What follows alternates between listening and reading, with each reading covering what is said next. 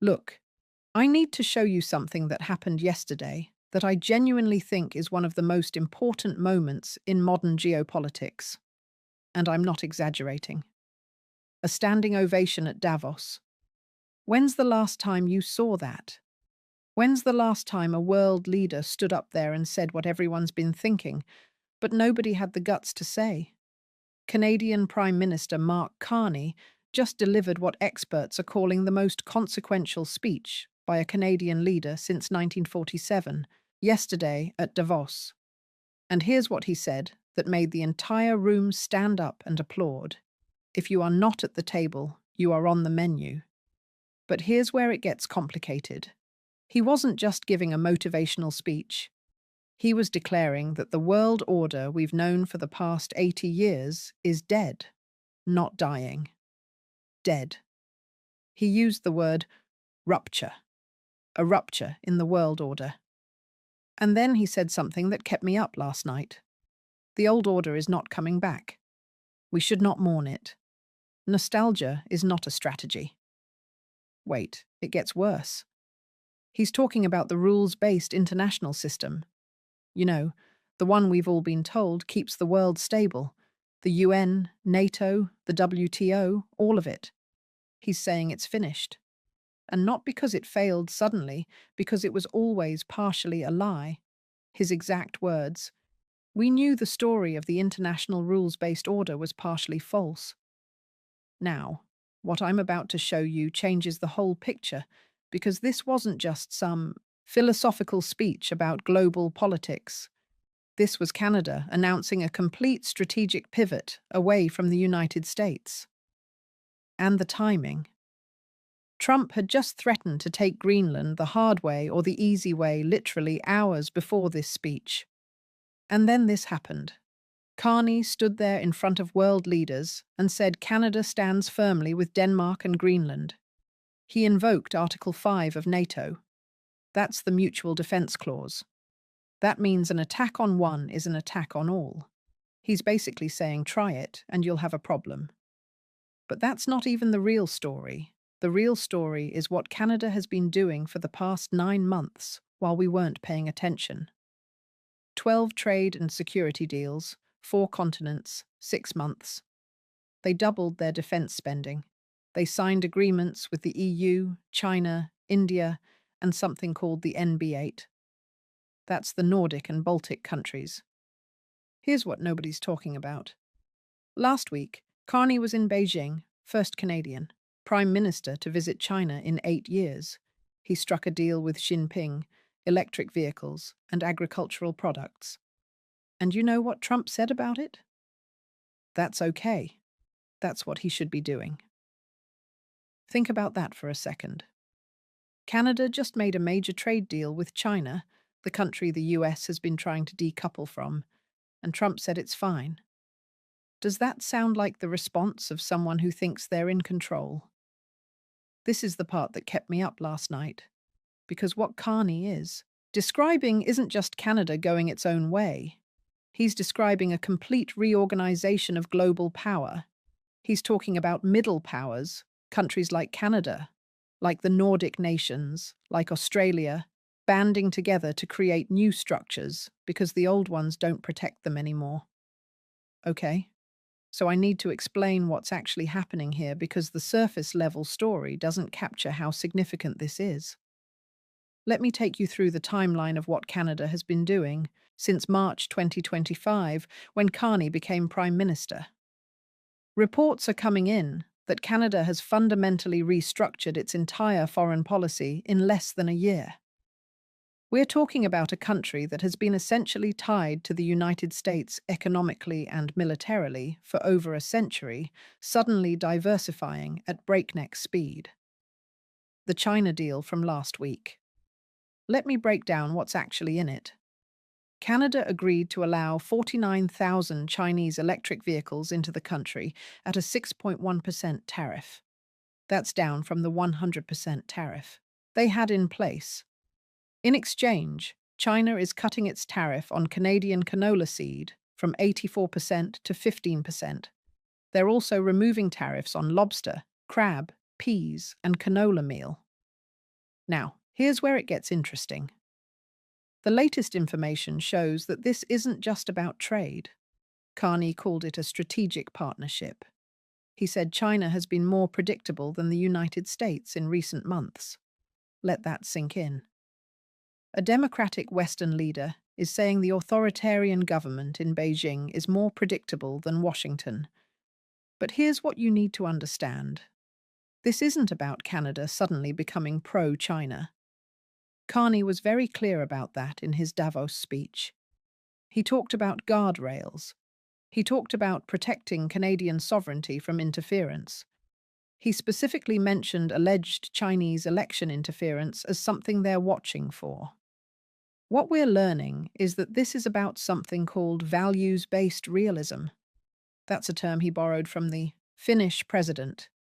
It means you stick to your principles, human rights, democracy, sovereignty, but you're pragmatic about who you work with. You take the world as it is, not as you wish it to be. And then this happened at Davos. Carney laid out what he's actually building. He's not just making bilateral deals. He's creating what he calls a web of connections, multiple partnerships with multiple countries across multiple continents, so that Canada isn't dependent on any single power. Documents reveal that since taking office, Carney has signed trade agreements with not just China, but also India, Mercosur, that's the South American trade bloc, and he's deepening ties with the European Union. Canada is now part of something called the EU SAFE program, which is about building joint military infrastructure. Wait, it gets worse or better, depending on how you look at it. He's also working to build what he calls a bridge between the Trans-Pacific Partnership and the European Union.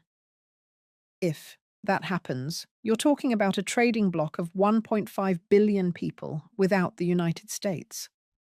Now, what I'm about to show you is why the traditional American foreign policy establishment should be concerned. Because Carney isn't just diversifying trade, he's building alternative security partnerships. The NB8, those Nordic and Baltic countries I mentioned, they're working with Canada on submarine production and military aircraft. Canada just made unprecedented investments in over-the-horizon radar, submarines, aircraft, and what Carney called boots on the ice in the Arctic. Here's what nobody's talking about. The Arctic is becoming the next major geopolitical flashpoint. Russia is militarizing it. China calls itself a near-Arctic state and wants access. And now Trump is talking about taking Greenland. Canada shares the Arctic with all of these powers. So what Carney is doing is building a coalition of Arctic and near-air Arctic nations to secure that region. But that's not even the real story. The real story is the speech itself and what it represents. Because what Carney did at Davos wasn't just announced policy. He laid out a vision for how middle powers should operate in a world where the great powers, the US, China, Russia, are no longer playing by the rules. This is the part where I need you to really pay attention, because what I'm about to explain is a fundamental shift in how global power works, and most people are completely missing it. Sources are now confirming that what Carney outlined in Davos is essentially a playbook for middle powers to survive in what he's calling a brutal reality where great power geopolitics is unconstrained. Let me translate what that means. For the past 80 years, the story we've been told is that there's a rules-based international order. Countries follow international law. The strong don't just bully the weak because there are institutions, the UN, the International Court of Justice, the WTO, that mediate disputes. And sure, the system wasn't perfect, but it generally worked. Carney just said that was always a myth, and we all knew it was a myth, but we went along with it because it was useful. He compared it to something from the Czech writer Václav Havel about living under communism. Shopkeepers would put communist slogans in their windows, not because they believed them, but because it kept them safe. It was performance theatre. And that's what middle powers have been doing with the rules-based order. Carney's exact words, "You cannot live within the lie of mutual benefit through integration." When integration becomes the source of your subordination, what does that mean in practice? It means when economic integration with a larger power, let's say hypothetically the United States, stops being mutually beneficial and starts being a tool of coercion, you can't keep pretending the old system works. Now, here's where it gets complicated, because what he's proposing isn't isolationism. It's not, "We're closing our borders and going it alone." It's something he calls variable geometry. And this is brilliant if you think about it. Variable geometry means you create different coalitions for different purposes. You work with the EU on trade. You work with the Nordic Baltic countries on Arctic security. You work with China on clean energy and agriculture. But you have strict guardrails about technology and security. You work with India on other things. You build multiple partnerships so no single relationship can be weaponized against you. Officials are now saying that this represents a fundamental reorganization of how Canada sees its place in the world. And here's the thing, they're not the only ones thinking this way. Carney specifically called out that many countries are drawing the same conclusions. They're all building strategic autonomy. Strategic autonomy means you can feed yourself, fuel yourself, and defend yourself without being dependent on any great power. Because, as Carney said, a country that cannot feed itself, fuel itself, or defend itself has few options. When the rules no longer protect you, you must protect yourself. And then he dropped the line that got the standing ovation. "If you are not at the table, you're on the menu." Think about what that means. When middle powers negotiate bilaterally with a great power, they're negotiating from weakness. They take what's offered. But when middle powers band together, when they negotiate as a bloc, suddenly they have leverage. They're at the table, instead of being on the menu.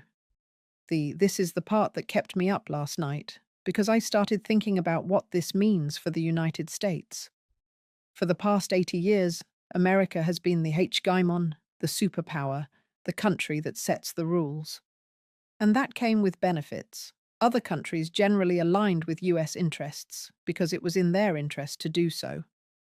But what Carney is describing is a world where middle powers no longer automatically align with the US, where they build their own structures, their own trade blocs, their own security arrangements, and they do it because they've concluded that American power is no longer reliable, that it might be used against them.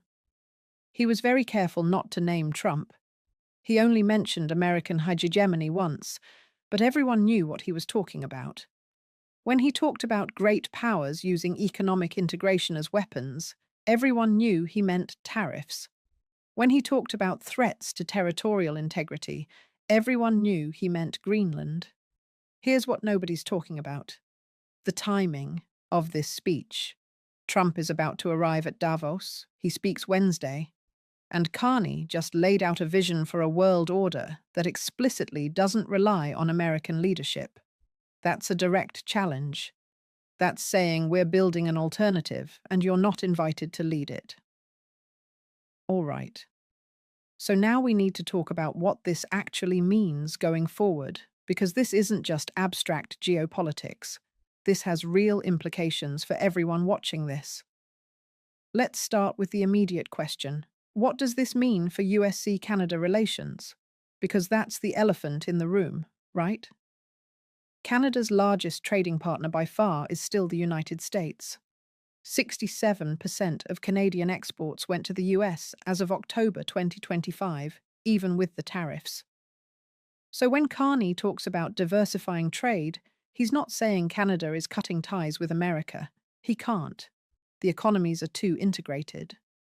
What he's saying is that Canada is reducing its vulnerability to American economic coercion by building alternative markets. His stated goal is to increase exports to China by 50% by 2030. That doesn't mean reducing exports to the US. It means adding capacity elsewhere so that if America decides to weaponize trade, Canada has options. But here's what I find fascinating: the reaction from other countries. Reports are coming in that this speech resonated particularly strongly with European leaders. The EU Commission President, Ursula von der Leyen, also spoke at Davos about standing up to American pressure over Greenland. French President Macron has been saying Europeans should choose respect over bullies. What we're learning is that there's a coalition forming, not an anti-American coalition exactly, but a coalition of countries that have decided they can't rely on American leadership anymore, and they're building their own structures. Now, what I'm about to show you changes the whole picture, because this isn't just about trade and security. This is about values. Carney made a point of saying that when middle powers criticize economic intimidation from one direction, but stay silent when it comes from another, they're being hypocritical. They're keeping the sign in the window. So, what does that mean for the China relationship? It means Canada is going to work with China where their interests align: trade, climate change, some technological cooperation. But they're going to call out human rights abuses. They're going to protect against security threats. They're going to maintain what Carney called guardrails. And then this happened. Someone asked Carney about whether this signals a fundamental shift in Canadian foreign policy, and a former diplomat said, "This is the most significant shift since 1947, when Canada helped build the post-World War II international order." Think about that. We're not talking about a minor adjustment. We're talking about a pivot as significant as the one that happened after the Second World War. Wait, it gets worse, because Trump is speaking at Davos tomorrow, Wednesday, and he's walking into a room where the Canadian Prime Minister just laid out a vision for a world that doesn't need American leadership. That's not a coincidence. That's a deliberate challenge. Here's what nobody's talking about. The Kuzma Review is coming up this year. That's the Canada-US-Mexico trade agreement. It's up for renegotiation. And normally, Canada would be walking into those negotiations from a position of weakness because they need access to the American market so badly. But now Canada has signed 12 new trade deals in 6 months. They've got partnerships with China, India, the EU, Mercosur. They're building this Trans-Pacific Partnership, EU bridge. Suddenly, they're not negotiating from desperation anymore. They're negotiating from a position where they have options. Documents reveal that Canada is now actively working to create new institutions, not replacing the UN or NATO, but building new structures that work alongside them for middle powers, specifically things like the Trans-Pacific Partnership EU bridge, things like the critical minerals buyers clubs he mentioned in the speech. Here's what nobody's talking about: the fiscal capacity to do this. Canada has massive fiscal space compared to most developed countries. They have lower debt to GDP ratios. They have enormous natural resources, energy, critical minerals, agricultural products. They have a highly educated population. They have some of the world's largest pension funds with trillions in assets. In other words, Canada has the economic foundation to actually pull this off. They're not bluffing. They can afford to build strategic autonomy. They can afford to double defense spending. They can afford to make long-term investments in alternative trade relationships. But that's not even the real story. The real story is whether other middle powers follow this playbook. Because if they do, if countries like Australia, South Korea, the Nordic nations, parts of Europe start building this kind of variable geometry strategy, you're looking at a fundamental reorganization of global power. And then there's the Arctic question. This is the part that kept me up last night, because what Trump said about Greenland isn't just about Greenland. It's about the Arctic. And the Arctic is becoming the most strategically important region on the planet. Climate change is opening up new shipping routes through the Arctic. There are massive oil and gas reserves up there, critical minerals, and it's the shortest route for missiles between Russia and North America. Whoever controls the Arctic has enormous strategic advantages. Russia has been militarizing the Arctic for years. They've reopened Soviet-era bases. They've got icebreakers, military installations, the whole thing. China is calling itself a near-Arctic state and wants access to those shipping routes and resources. And now the US is talking about taking Greenland. Sources are now confirming that this is why Carney is building those partnerships with the Nordic Baltic countries, because they're all Arctic or near Arctic nations. Norway, Finland, Sweden, Denmark, they all have Arctic territory or Arctic interests. And if they work together with Canada, they can collectively secure that region without relying on unpredictable American policy. The latest information shows that this is already happening to some extent. Other countries are watching what Canada is doing very carefully. Australia is reportedly looking at similar diversification strategies. South Korea has been quietly building ties with European nations. Even Japan is reconsidering its absolute dependence on American security guarantees. The question is whether this becomes a model or whether it stays a Canadian experiment. Now, here's the thing I keep coming back to. What does this mean for America? Because if you're in Washington right now, you have to be concerned about this. Not because Canada is becoming an adversary, they're not.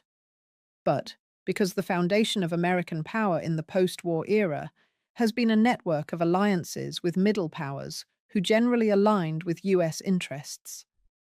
If those middle powers start building their own structures, start diversifying away from dependence on American markets and American security guarantees, American influence diminishes, not immediately, not dramatically, but steadily and potentially irreversibly.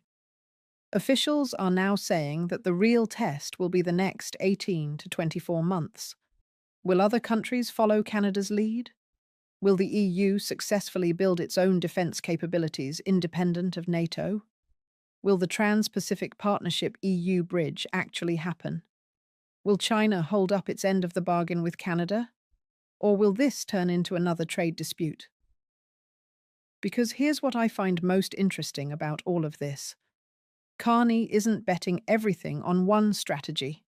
He's building redundancy, multiple partnerships, multiple trade relationships, multiple security arrangements. So if one fails, the others are still there. That's what he means by variable geometry. That's what strategic autonomy actually looks like in practice. You don't put all your eggs in one basket. You build a web of connections so resilient that no single point of failure can bring the whole thing down. Carney ended his speech by saying, "They're not waiting for the old order to be restored. They're building something new, something that reflects the world as it actually is, not as we wish it to be." So, here's my question for you. Is this the beginning of a post-American world order? Or is this just Canada hedging its bets while America goes through a chaotic period? Because I genuinely don't know the answer to that. What do you think? Let me know in the comments.